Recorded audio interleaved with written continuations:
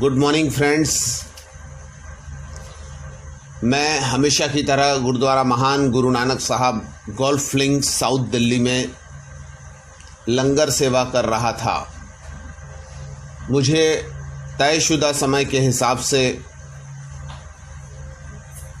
Lovely Juneja Malviya Nagar नई दिल्ली से तथा लक्की चावला वसंत विहार नई दिल्ली से मिलने आए। मैं लंगर सेवा करके उनके साथ गुरुद्वारा महान गुरु नानक साहब गोल्फ लिंक्स साउथ दिल्ली के बगल में जो मेरा ज्योतिष नाम का बंगला था वहाँ गया। उसके काउंसलिंग रूम में कॉफ़ी पीते हुए मैं उनसे चर्चा करने लगा। दोनों ने अपनी कुंडलियाँ सामने रखी। लवली जुनेजा मालवीय नगर नई दिल्ली के रहने वाले थे। उन्होंने बताया कि मेरा ट्रांसपोर्ट का काम है, और मेरा दोस्त लक्की चावला, उसकी भी कुंडली उन्होंने सामने रखी, जो वसंत विहार नई दिल्ली के रहने वाले थे। इनका भी ट्रांसपोर्ट का काम है। हम दोनों एक दूसरे पर डिपेंडेबल है। कुछ दिन पहले लक्की चावला किसी स्कैंडल में फंस गया था, जिसके वजह से इसे जेल भी जाना पड़ा और पेपरों में भी बहुत आया था उसके बारे में। एक तरीके से वो बुरे तरीके से बदनाम हो गया था। अब लवली जुनेजा का परिवार चाहता है कि लक्की से हमेशा के लिए दूरी बनाई जाए। किसी महिला का भी चक्कर था तो जनरली परिवार वाले सोचते हैं कि विवादास्पद व्यक्ति से दूरी बनाए रहे। लवली जुनेजा ने कहा कि लक्की मेरा बिजनेस पार्टनर जैसा ही है, ऑन रिकॉर्ड पार्टनर नहीं है, पर हमारा काम एक दूसरे पर डिपेंडेबल है। तो हम लोग कैसे अलग हो सकते हैं?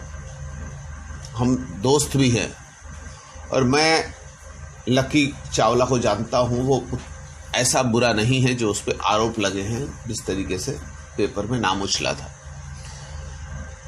अय्याश, लड़कीबाज वगैरह जो भी, हालांकि दोनों शादीशुदा थे। मैंने लक्की चावला की कुंडली देखने के बाद में बताया कि आप दोनों की राशि एक दूसरे के लिए सहयोग करने वाली है। लवली जुनेजा की राशि तुला थी और लक्की चावला की राशि मिथुन थी। मिथुन राशि में 8वां गुरु भी चल रहा था, और इस वजह से भी वो परेशानी में सामना कर रहे थे। मैंने उन्हें बताया कि समय खराब होने पर आदमी फंस जाता है, और मिथुन राशि वाले जनरली किसी स्कैंडल में या लड़की से रिलेटेड किसी प्रॉब्लम में फंसने के चांस रहते हैं उनके, जो कुंडली में दिखाई दे रहा था।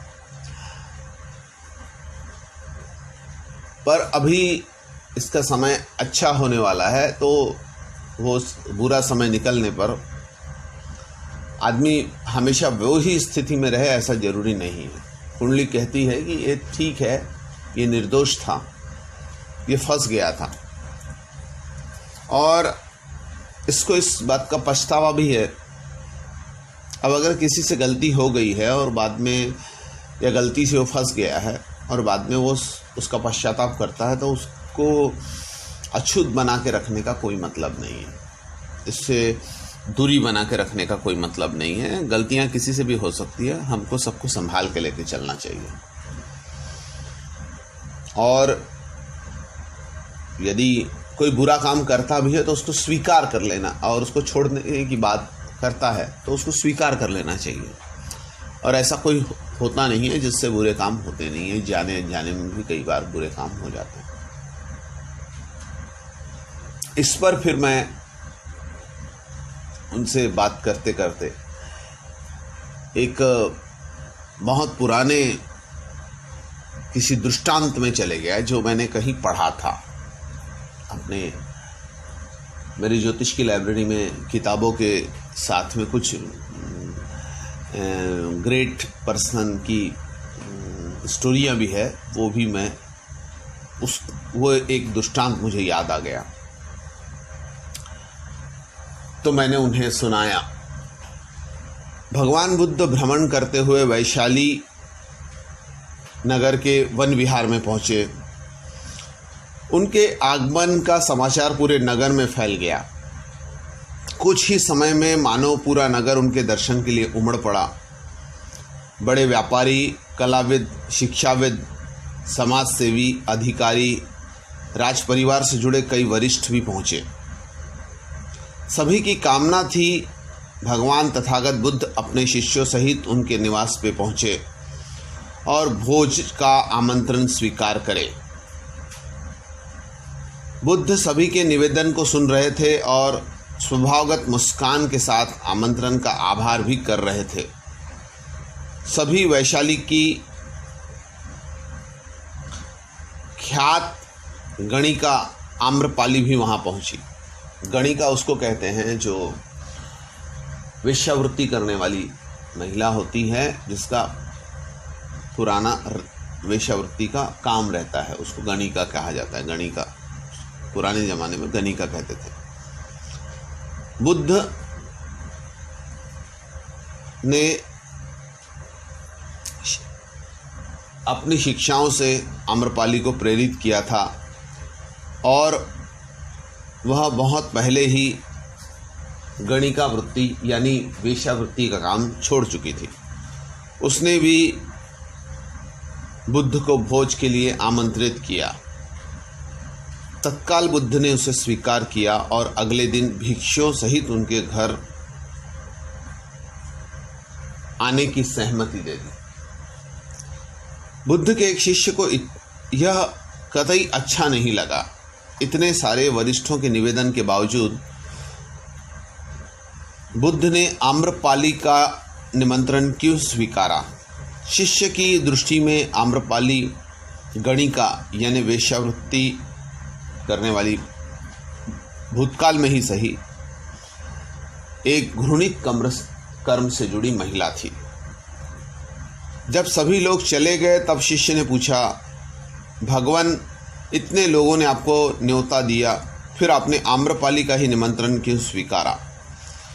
बुद्ध ने कहा, माना कि वह गणिका थी यानी वेश्या थी, लेकिन पश्चाताप की अग्नि में तपकर वह निर्मल हो चुकी है। यदि कोई व्यक्ति इस निर्मलता को प्राप्त कर ले तो उससे भी श्रेष्ठ हो जाता है जो ऐसे किसी घृणित कर्म में लिप्त ना हो।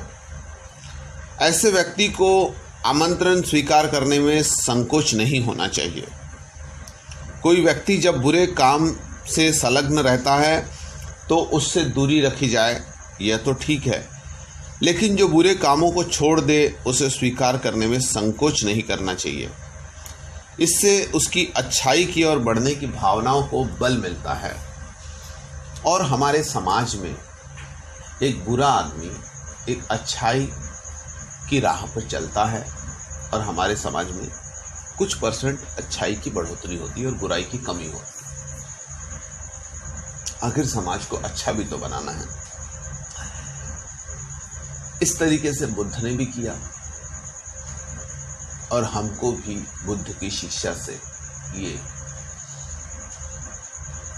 सार लेकर कि ठीक है, अभी तुम्हारा दोस्त लकी चावला इस स्कैंडल में फंसा था, वो इन्वॉल्व था, उसने बाद में सब, और अब वो पश्चाताप की अग्नि में जल के ठीक हो रहा है, तो उसे मौका देना चाहिए, उसके साथ में उसको स्वीकार करना चाहिए। और उसका समय खराब था इसलिए भी वो ऐसा कुछ काम में संलिप्त था। लवली जुनेजा ने मेरी बातों को बहुत